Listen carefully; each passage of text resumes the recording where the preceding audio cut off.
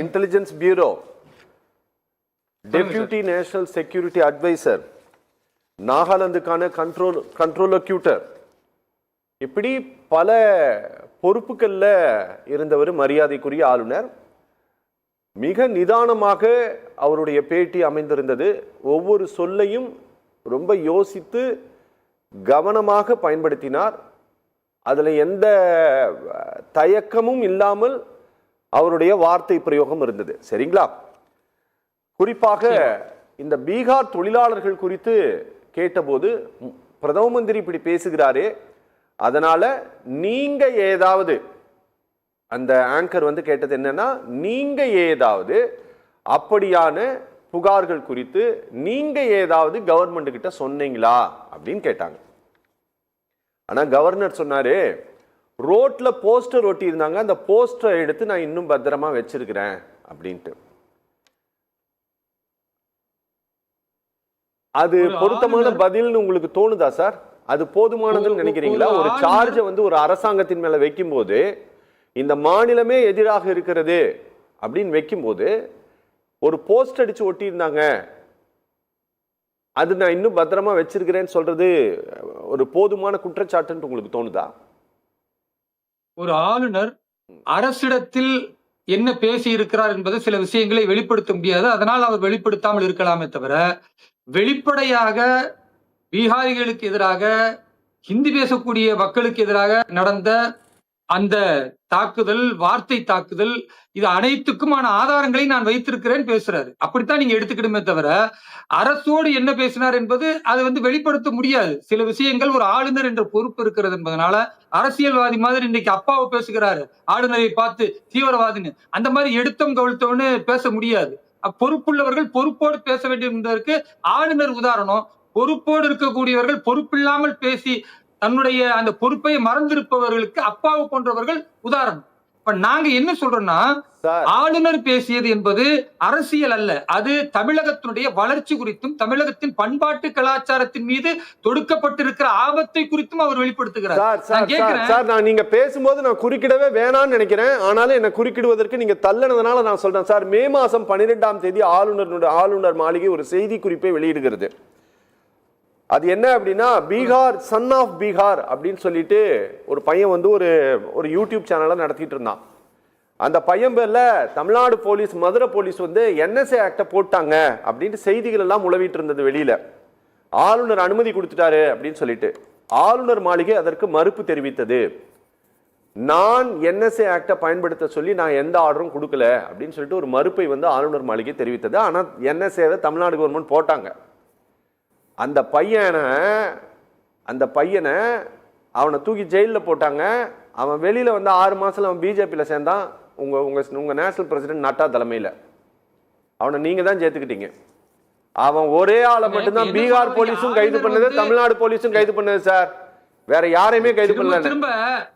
திரும்ப ஆளுநர் அவர்களுடைய அந்த அற்புதமான உண்மைத்தன்மையை சீர்குலைக்கும் விதமாகத்தான் பல்வேறு குற்றச்சாட்டுகளை இங்க எழுப்புறாங்க திமுகவினர். நாங்க என்ன சொல்றோம்னா, சார், நாங்க எந்த ஒரு விஷயத்துக்கு ஆதாரத்தை கொடுங்க சார், அதை ஆண்டுதோறும் பேச போடுறதுக்கு தயாரா இருக்கிறோம். ஆதாரம் சொல்றேன். திமுக மதிமுக சொன்னாங்களே, ஏன் தமிழை புறக்கணிக்கிறீர்கள், சமஸ்கிருதத்துக்கு மட்டும் இவ்வளவு பணம் கொடுக்குறீங்கன்னு கேட்கிறாங்களே.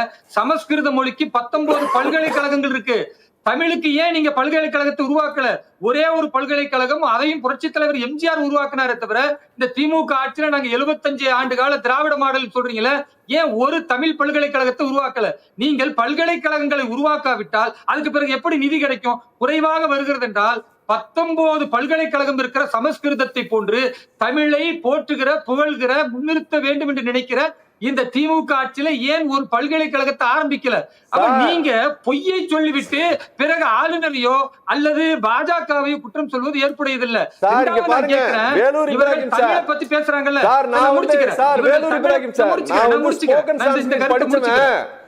நான் ஸ்போக்கன் சான்ஸ்கிரிட் படிச்சேன். நீங்க 2011 மக்கள் தொகை கணக்கெடுப்பின்படி மொத்தமே ஒட்டுமொத்த இந்தியாவிலேயே சொல்றேன், ஒட்டுமொத்த இந்தியாவிலேயுமே வெறும் ஒரு 24,000 பேர் தான் அந்த லாங்குவேஜ பேசுறாங்க. அதுல பெரும்பான்மையா பேசுறவங்க கர்நாடகால தான் இருக்காங்க. நீங்க நபர்களை பார்க்கிறீர்கள். நான் சொல்றது எத்தனை பல்கலைக்கழகங்கள் இருக்கிறது, அந்த பல்கலைக்கழகங்களை நடத்துவதற்கு எத்தனை நிதி உதவி செய்ய வேண்டும் என்று. ஏனென்றால் எப்படி தமிழ் பாரதத்துடைய மூத்த மொழிகளில் ஒன்றோ அதே போன்று சமஸ்கிருதம் மூத்த மொழிகளில் ஒன்று. அந்த மொழியை காப்பாற்ற வேண்டும் என்று நினைப்பதில் என்ன தவறு இருக்கு?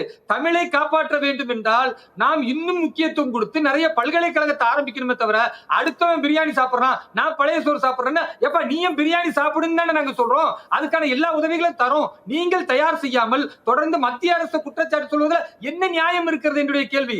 நான் கேட்கிறேன், உங்களுடைய மத்திய உள்துறை அமைச்சர் அமித்ஷா அவர்கள் திரும்ப திரும்ப கேட்கிறார், தமிழ் மீது அக்கறை இருக்கிறதா காட்டுற திமுக அரசை பார்த்து, திமுக காரர்களை பார்த்து, நீங்கள் ஏன் இன்னும் தமிழில் மருத்துவ கல்லூரியை ஆரம்பிக்கல, மருத்துவத்தை ஏன் சொல்லிக் கொடுக்கல, அதே போன்று பொறியியல் ஏன் இன்னும் தமிழில் நீங்கள் பாடம் எடுக்கல? தமிழில் எடுக்காமல் மீண்டும் மீண்டும் ஆங்கிலத்தை தூக்கி பிடிப்பதும் மெக்காலா கல்வியை தூக்கி பிடிப்பதும் தான் இந்த திமுக ஆட்சியின் சாதனையாக காட்டுகிறீர்களே தவிர, தாய்மொழி தமிழில் ஏன் மருத்துவரை உருவாக்க முடியாது? தாய்மொழி தமிழில் ஏன் ஒரு பொறியியல் வல்லுநரை உருவாக்க முடியாது? அதற்கான எந்த திட்டத்தையும் கல்வி திட்டத்தை நீங்கள் கொண்டு வராமல் திரும்ப திரும்ப தமிழுக்கான ஒரு முன்னுதாரணமாக நீங்கள் பொய்யை சொல்வதை தமிழர்கள் ஏற்க மாட்டார்கள், நம்ப மாட்டார்கள். சொல்றேன், தமிழகத்தில் இன்றைக்கு பள்ளிக்குள்ள படிக்கக்கூடிய மாணவர்கள் குறைஞ்சிட்டு போறாங்களா இல்லையா? அரசு பள்ளியில் படிக்கக்கூடிய மாணவர்கள், தமிழ் இருக்கக்கூடிய மாணவர்கள் குறைந்து கொண்டே போகிறார்கள். தனியார் கல்லூரிகள், தனியார் பள்ளிகள்ல தான் இன்றைக்கு அதிகப்படுத்தி மாணவர்கள் சேர்கிறார்கள் என்ற இந்த வெளிப்படையான புள்ளி விவரம் தமிழக முதல்வருக்கு தெரியும் தானே? அப்ப ஏன் தமிழ் மக்கள் வெறுக்கிறார்கள் என்றால், நீங்கள் அளவுக்கு அதிகமாக ஆங்கில மொழிக்கு கொடுக்கிற அந்த அநியாயமான முன்னுரிமை தான் இன்றைக்கு தமிழையே வெட்டி சாய்க்கிறது. அதனால தமிழுக்கு நீங்கள் முக்கியத்துவம் கொடுக்க வேண்டும். சும்மா பெயரளவில் தமிழ் தமிழ் என்று சொல்லிவிட்டு திராவிடம் என்று இல்லாத ஒன்றை மாவாட்டி உருட்டுவதை விட உண்மையான தமிழ் மொழிக்கு முக்கியத்துவம் கொடுப்பதற்கு முயற்சி செய்யுங்கள். பாரதிய ஜனதா கட்சி இன்றைக்கு தமிழ் மொழிக்கு முக்கியத்துவம் தருகிறது. பாருங்கும் பாரத பிரதமர் திரு நரேந்திர மோடி அவர்கள் தமிழ் மொழிக்கு முக்கியத்துவம் கொடுப்பதால் தான் இன்றைக்கு உலகத்தில் இருக்கிற எல்லா தமிழர்களும் பெருமையாக இருக்கிறார்கள். Okay sir, okay.